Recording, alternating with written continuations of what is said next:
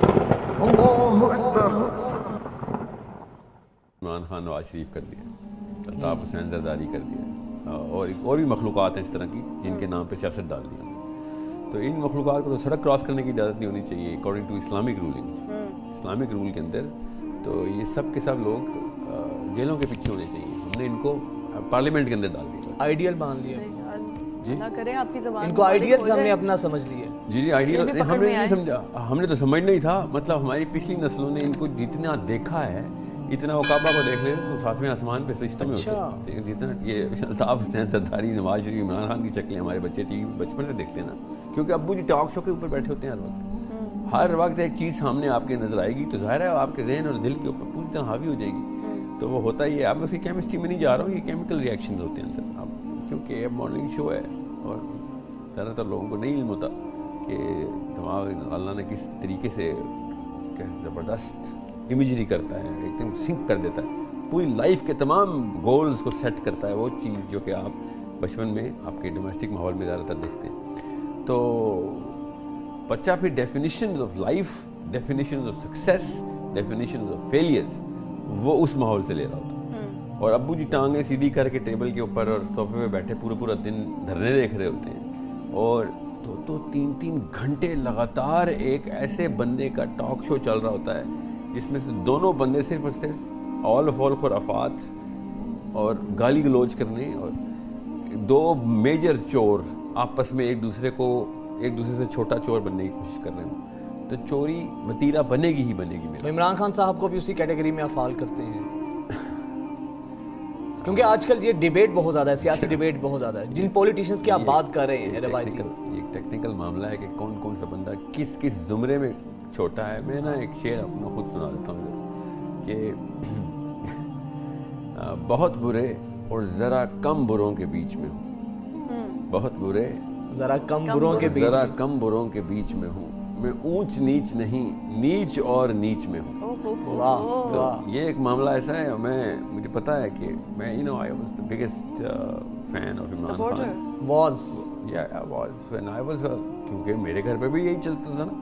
تو plus I am extreme cricketer, میں خود کھیلتا ہوں ایکسٹریم. تو ظاہر ہے جو میں نے کمپیٹنس دکھائی ہے کرکٹ میں, کوئی شک ہی نہیں ہے. جو ٹیکنیکل جانتا ہے, ٹیکنیکل ایسپیکٹ آف کرکٹ کو جانتا ہے, وہ اس کو پتہ ہے عمران خان بال کے ساتھ کر کے رہا تھا.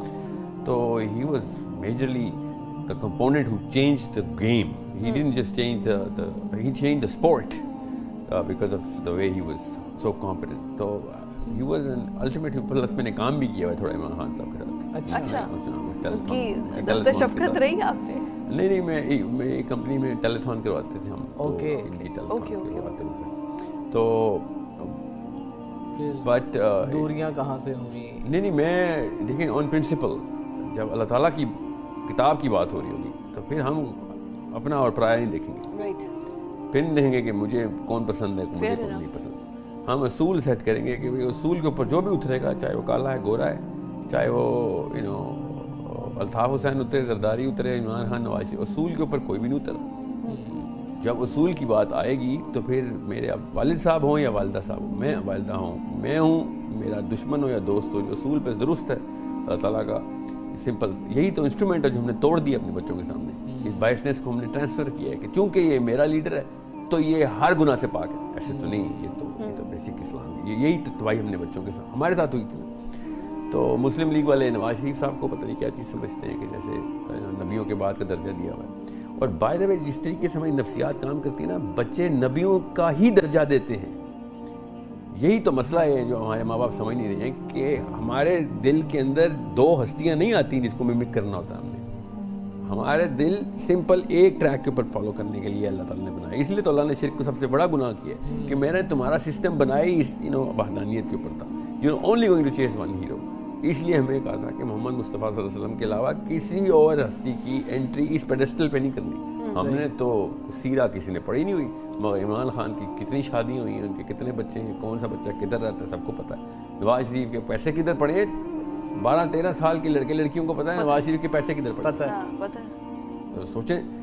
یہ کیا ہو رہا ہے, ہم نے اس ہومنگ ڈیوائس کو نبی نکال کے کوئی ایسا بندہ ڈال دیا کہ جو مطلب میں نا حضرت عمر بن خطاب کی جب بات کرتا ہوں نا، علی بن ابی طالب جیسی ہستی کی بات کرتا ہوں، تو مجھے نا میرا دل سے آواز آ رہی ہوتی ہے کہ یہاں پہ محمد صلی اللہ علیہ وسلم کی بات کر دو.